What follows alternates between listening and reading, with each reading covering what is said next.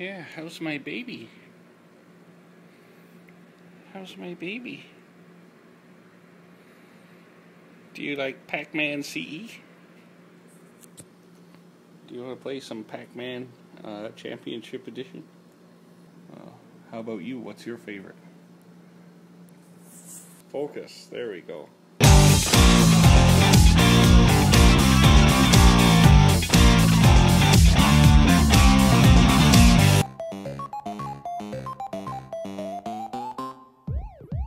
Space Invaders, Tetris, King's Quest, Super Mario Brothers, Double Dragon, Wii Sports, Wolfenstein 3D.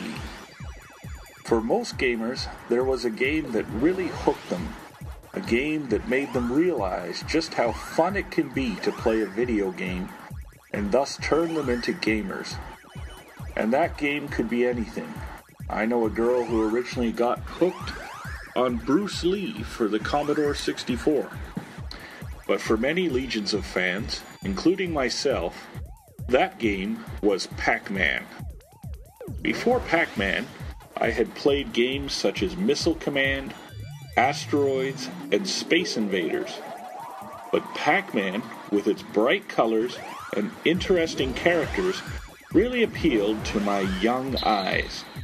More importantly, its simple yet addictive action-oriented gameplay would keep me coming back like a heroin addict looking for his next fix. Pac-Man was a huge phenomenon in its day, spawning numerous other games including Ms. Pac-Man, Super Pac-Man, and Baby Pac-Man. I slept with a Pac-Man blanket and ate Pac-Man cereal for breakfast. I listened to Pac-Man Fever on my tape deck. At school, I wrote with a Pac-Man pencil and erased with a Pac-Man eraser. And on Saturday mornings, I'd watch Pac-Man cartoons and play with my Pac-Man plush toys. And whenever I couldn't play Pac-Man at the arcade, I had my excellent, trusty Coleco tabletop Pac-Man game to keep me satiated. So you can imagine my dismay and frustration as this once great series of games fell into a giant toilet of mediocrity.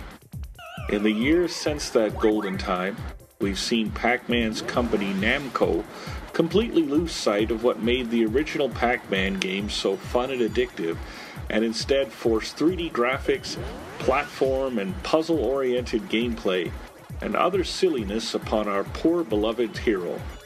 Despite loving Pac-Man as much as many other gamers love Mario, I gave up on ever seeing a decent Pac-Man game ever again. But then along came Pac-Man Championship Edition for the Xbox 360. I'll admit I was skeptical when this game first came out.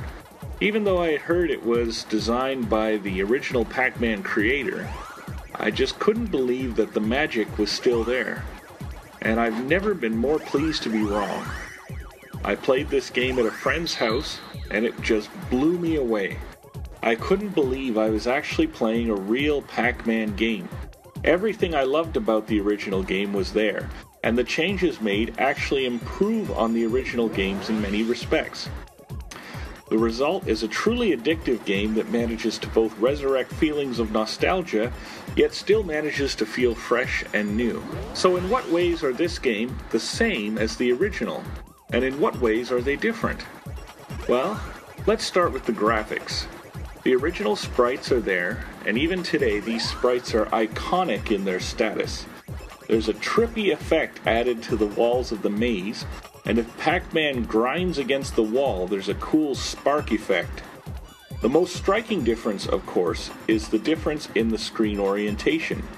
While the original coin-op version was a portrait-oriented screen, this game is designed for a widescreen television display.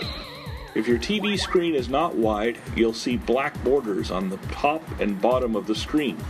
This is fine, but I'd love it if they had put some fake arcade cabinet artwork or something at the top and bottom of the screen instead. Many sound effects remain intact from the original game, with a touch of reverb added to them. The new sound effects, such as when you catch a ghost, don't sound too out of place and fit with the rest of the game. For music, there's a simple, non-intrusive dance beat that plays in the background. Although I will say that one great feature of the Xbox 360 console is that you can rip your CDs to the console's hard drive and then use that music to substitute the music of the game. This is a game that works really well with this feature, and I quite enjoy chomping away at dots while I listen to my favorite tunes. You can expect the same Twitch-based arcade gameplay as in the original, and thank goodness for that. Like in the original, the game starts out slow and then gradually speeds up, forcing you to make decisions quicker. But some aspects of the game have been changed from the original, mostly in positive ways.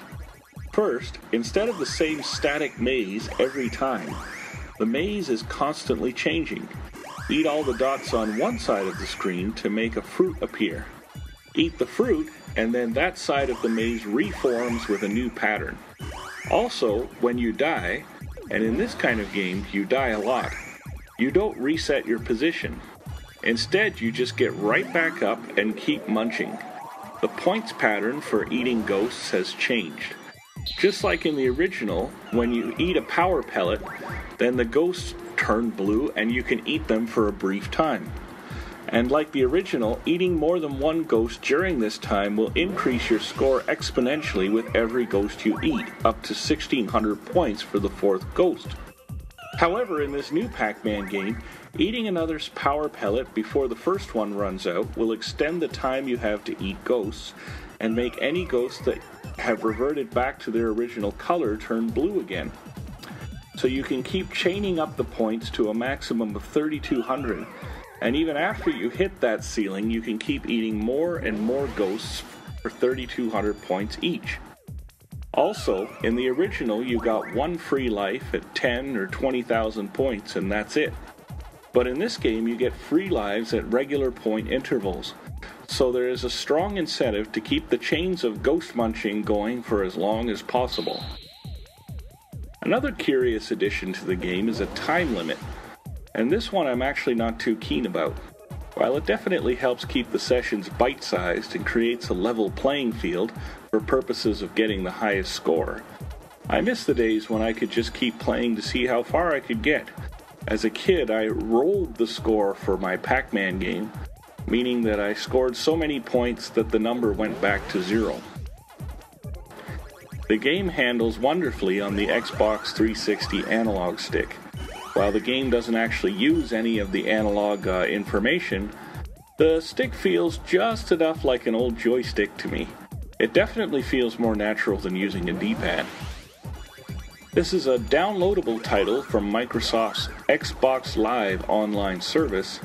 However, it is possible to find the game on disc, as I have done. What you're seeing now is being played off of the Namco Museum Virtual Arcade disc. However you get it, I think the game is definitely worth it. In fact, I bought my Xbox 360 primarily so that I could play this game, and I'm definitely not disappointed. Pac-Man Championship Edition for the Xbox 360.